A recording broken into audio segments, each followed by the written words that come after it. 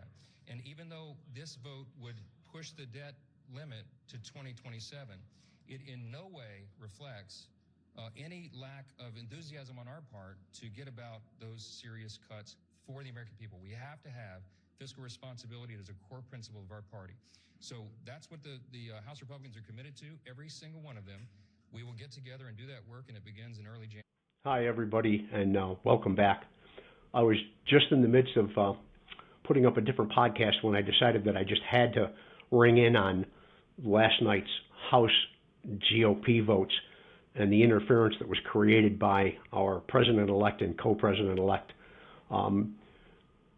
Late last night, the co-presidents and the president-elect both interfered with a bipartisan agreement that they wanted crushed, and for some reason the House GOP did vote to crush it.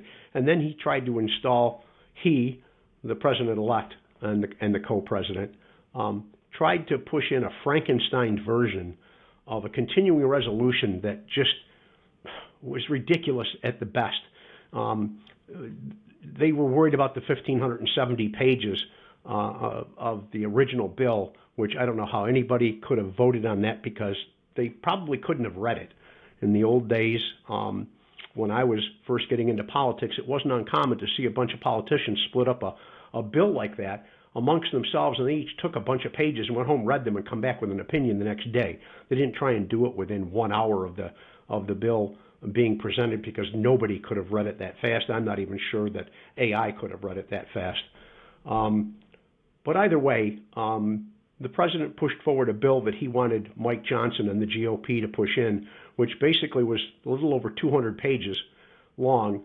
And basically what it said was that they were going to lift the restrictions on being able to trade with China, but of course, because where does our president-elect trade most, and where do his businesses run, and where do his daughter's businesses run? And then he wanted to have the ceiling cap removed from the budget, so that he could automatically, in one sentence in that bill, increase our budget by $5 trillion. Okay? I was quite concerned when I heard what was going on with that bill. I thought, the GOP is going to fold over for him again. Well, I'm here to tell you they didn't do it, and most of you probably know it. But I want to point out a few people that were key in that. 38 Republican representatives voted no and pushed back against our president-elect, co-president-elect, Elon, by the way, and the Speaker of the House. They went against what was said. Now, 2 to 4 years ago, you would have expected maybe 2 Republican candidates or 2 representatives, like a Liz Cheney and someone along that line, to have pushed back, and now they pay that price, as we all know. I'm sure you're familiar with the president-elect's campaign against Liz and her being on the January 6th committee. But 38 representatives from the GOP said no. One of the more resounding rebellions against it was the Republican representative from Texas named Chip Roy. And here's what he had to say. You've added to the debt since you were given the majority again on November 5th. It's embarrassing. It's shameful. Yes, I think this bill is better than it was yesterday on certain respects, but to take this bill yesterday and congratulate yourself because it's shorter in pages but increases the debt by $5 trillion is asinine. And that's precisely what Republicans are doing. I'm absolutely sickened by a party that campaigns on fiscal responsibility and has the temerity to go forward to the American people and say, you think this is fiscally responsible. So the vote was a resounding loss for the president, and infighting started almost immediately. And during the House committee conversations, Representative Jared Moskowitz from the Democratic side got up to speak, and in less than a minute, he literally embarrassed the entire GOP. If I had been a member of the GOP, I would have wanted to hide my face or leave the room and question my motives for being there. I want you to listen to what Jared had to say. It's not just a river in Egypt. Let's talk about the last 2 years. It was the Democrats who raised the debt ceiling, not the Republicans last time. Many of you voted against it. It was the Democrats who kept over the government, not once, not twice, but every single time we needed to keep the government open, it was the Democrats who kept the government open. More of us voted for it than you. And all I've heard for the last couple of weeks about it, this giant mandate, landslide, trifecta. Put on your big boy pants, pass your own bill. We're only here because you guys can't agree amongst yourselves. That's right. So hold on a second. Democrats will keep government open for the American people. We will mediate the disagreements between that side of the room and that side of the room. We will do that for you, but you got to at least invite us to that meeting. So if you want us to solve your problem because you can't agree amongst yourselves, reach out. Thank you, Mr. Speaker. Okay. I mean, he called him out royally. It couldn't have been better.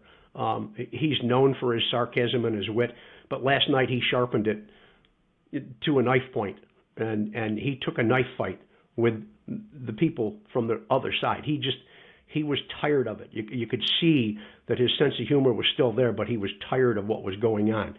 These people are there trying to do the people's work, but it seems like only half of them are serious about what they want to do, with the exception of the 38 representatives that I mentioned, along with Chip Roy, who is a dyed-in-the-wool Republican. I mean, a diehard from Texas. This man wears red underwear, I'm sure. You know, Chip, I'm sorry if I embarrassed you with that, but live with it. But then Hakeem Jeffries come out a little bit later on, and he had a post that he put on Blue Sky, and I want you to see this. What the Republicans think that they're doing, I don't know. But hopefully today sometime, which I know that the House Speaker and the minority leader from the Democratic side, Hakeem Jeffries, are meeting today to try and iron something out. And I'm sure it's not going to pass unless those 38 Republicans are pleased with what they see and there's some sort of compromise, which, again, maybe we need to say that word a little bit louder. Compromise. That's what negotiations used to be made out of in the House of Representatives and in the Senate. You didn't get everything. You got most of what you wanted, and you took that for the people, for we the people. And you took that hoping that the next time you got to the bargaining table, you got just a little bit more. That's what negotiations are all about, compromise. So hopefully today they'll come up with something. Unfortunately, it'll be another one of the CRs, and they'll kick the can down the road until March. I know that the aid to the farmers is going to be very important. The aid to the military is going to be very important. There's a bunch of different things in there that really need to go through, and the government staff that's out there working doesn't need to be laid off. I'm a senior citizen. I'm collecting Social Security, like you didn't know that by looking at me. I'm not going to miss a check. I'm not going to skip a beat, but I can still be upset for my brothers and sisters out there. I always said, since the 70s when the hippie movement was out there, I always believed that I was my brother and my sister's keeper. So I'm going to keep cheering them on it. Hopefully the continuing resolution gets done today. So what do you think? Do you think they're going to make it? Do you think that the Republicans are going to come in? Do you think that the Democrats are going to compromise with the Republicans and come up with a bill that doesn't suit the president and the co-president? I'm just asking for a friend. So anyways, thank you for listening today.